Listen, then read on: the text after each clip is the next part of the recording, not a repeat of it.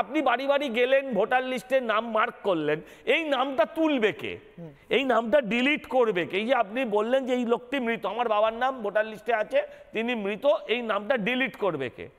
তৃণমূল তো লিখে নিয়ে গেল, তারা তো পার্টি কর্মীরা লিখে নিয়ে গেল, ডিলিট করবে তো সরকার, ডিলিট করবে নির্বাচন কমিশন।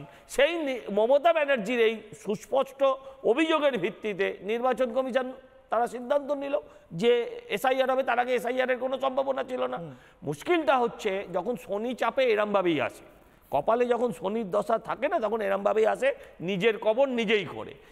ফেব্রুয়ারি মাসে যে কথা বলেছেন সে কথা থেকে আজকে সম্পূর্ণ উল্টো পথে।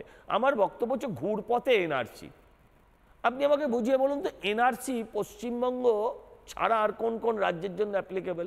আমি আপনাদেরকে একটা পরিষ্কার কথা বলছি যে আসল বিষয়টা কি। আসল বিষয়টা হচ্ছে মমতা ব্যানার্জি তখন ওই সাগরিকা ঘোষের কথায় নেচে তিনি এই কাণ্ডটা করে ফেলেছিলেন।